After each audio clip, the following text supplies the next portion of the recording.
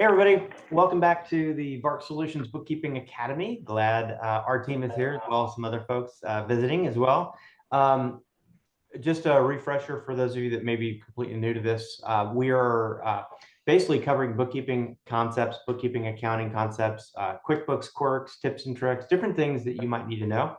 Our team, especially, as we try to just continue leveling leveling the playing field for all the things that we do for clients. We run into issues with clients, things that our clients are confused about, things that we sometimes run into, where one person might know something but somebody else might not. So that's really the goal. This is just to share information on those types of topics. I'm going to share my screen, and I'm just going to do a real quick overview of some of the things that we have covered. So give me 1 second here.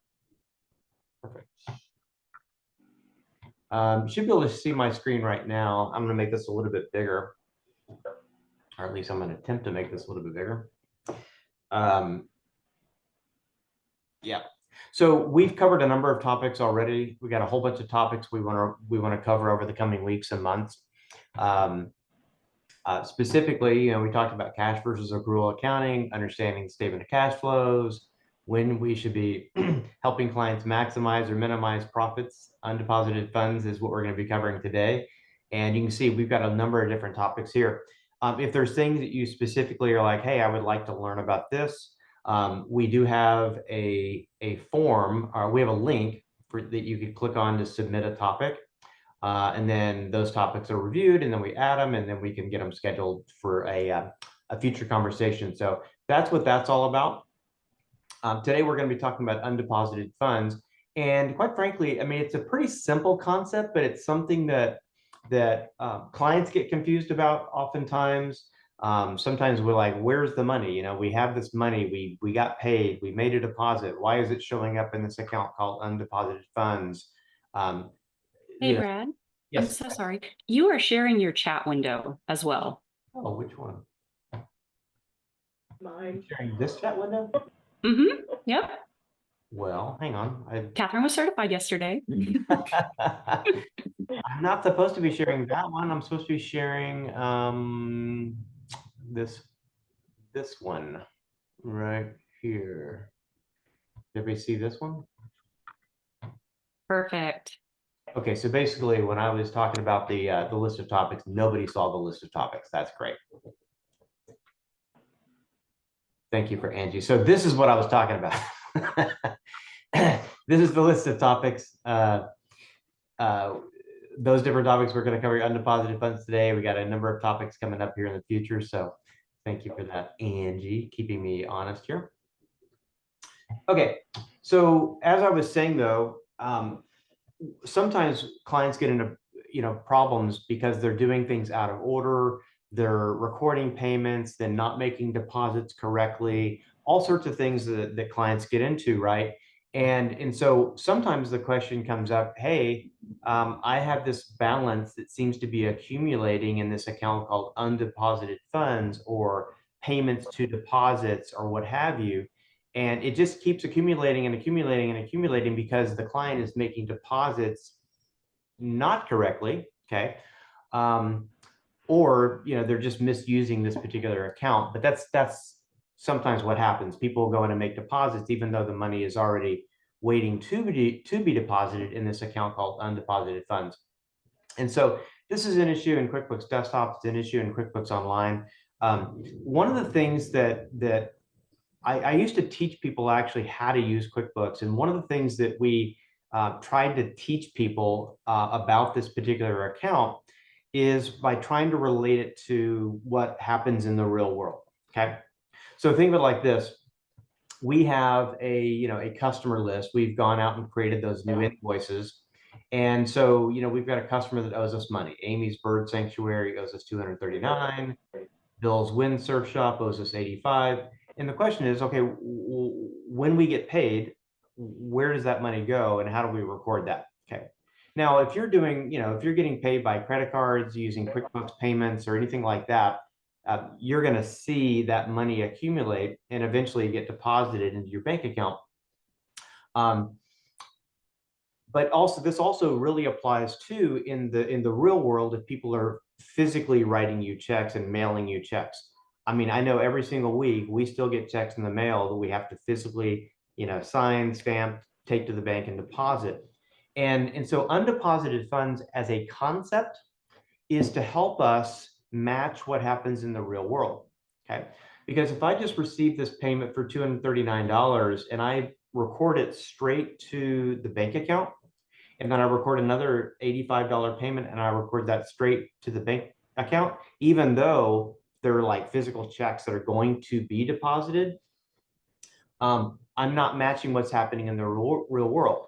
I would go to the deposit, I would go to my reconciliation process, and I would actually see multiple deposits if I recorded those directly into the bank account every single time.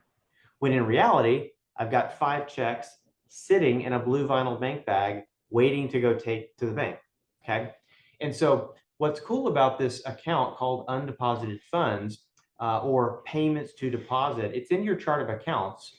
And so in that account, in your chart of accounts, you can actually rename that account if you want to make it hopefully maybe more clear. So I'm going to use the example where these are, let's say that these are physical checks that I'm taking to the bank. You could actually rename that account, and instead of undeposited funds, you could actually call it blue vinyl bank bag. Okay. Now, again, this may not look, right necessarily on a financial statement like a balance sheet, but from a customer's perspective, it's pretty clear. Blue vinyl bank bag is where that money is being held until I actually go take it to the bank. Okay. So I'm not going to say that. I'm just suggesting that's an alternative if you have a client that's like, I'm not sure what this is. I can't seem to get this. I can't seem to understand that.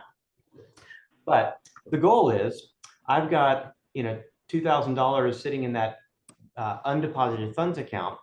And when I go in and record payments, that money should accumulate in that account so that when I go make a deposit, it all flows in like it's supposed to. Okay. Now, every time I click on that amount there, it's actually taking me to the other screen. So what I want to do is I'm going to hit the receive payments button, and I'm going to receive this payment. And again, just assume for a second here, this is a check payment. And notice I've got deposit to.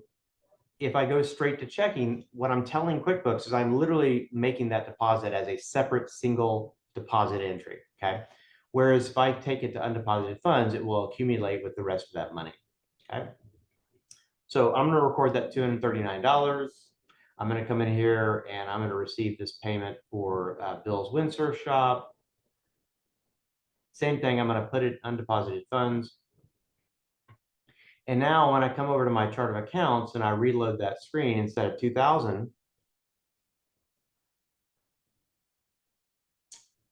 it is now going to be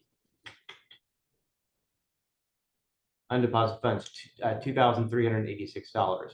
So that's where the money is going. Now, if someone is going in and recording deposits, but they're not using the money that's sitting in that undeposited funds account, that's when that money can actually accumulate in error.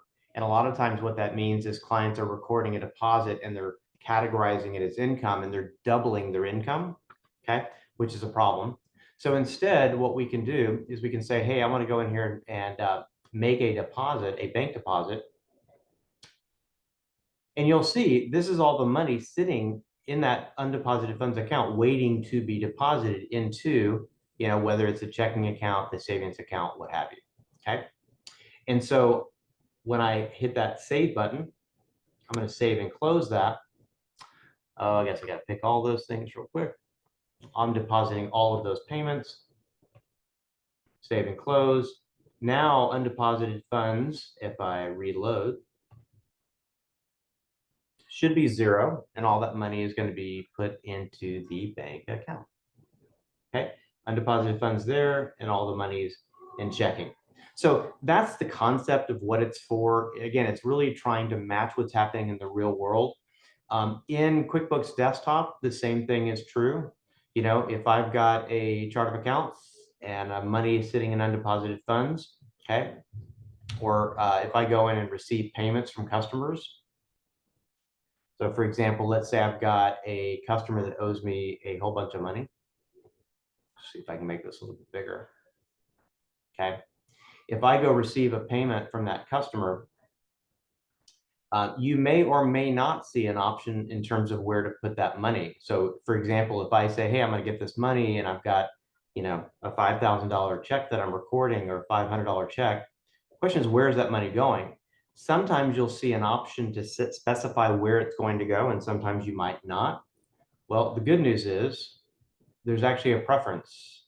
Okay. And there's a preference in QBO that's very similar in concept, but in QuickBooks Desktop, there's a payments preference, and it says use undeposited funds as a default deposit to account. So it's defaulting to that. If I uncheck that preference and click OK, when I go in to receive payments, I will now have an option to be able to tell it where to go.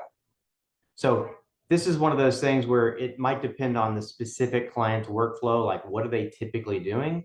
But if they're consistently putting the money straight into checking when in reality it's accumulating in a blue vinyl bank bag to be deposited later, that's something where you can either specify that right there or just change the preference so that it always goes there. Okay, so that's the concept. I don't think there's really too much else to say on it, but let me just kind of open it up for questions and discussions. What have you guys seen with clients? Any questions like how that works or how that might be an issue for a client?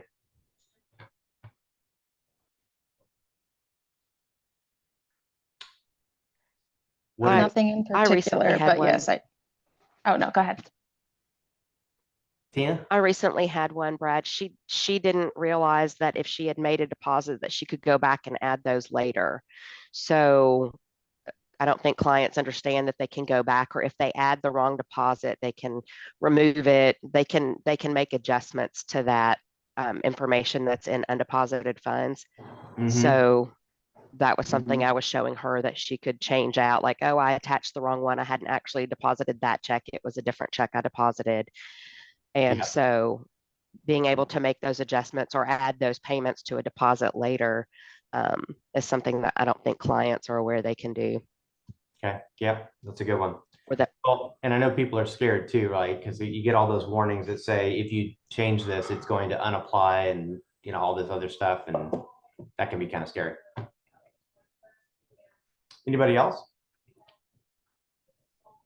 Would you show the QBO setting? I have a couple that I would love to set as a default to undeposited funds, and I wasn't aware that was a thing. So there is a setting. Catherine and I actually looked it up right before the call because it might have changed, quote unquote.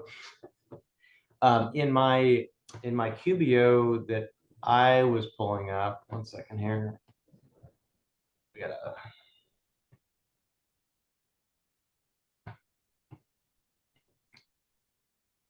Waiting for my computer to let me get that screen back on. Okay. So let me reshare my screen.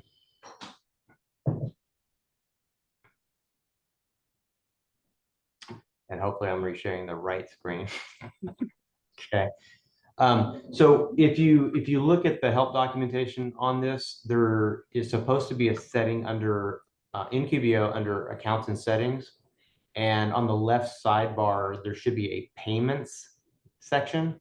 In this particular QBO test drive, that payments section is not there, but Catherine was able to send me a couple screenshots that I'm going to pull up on the screen here.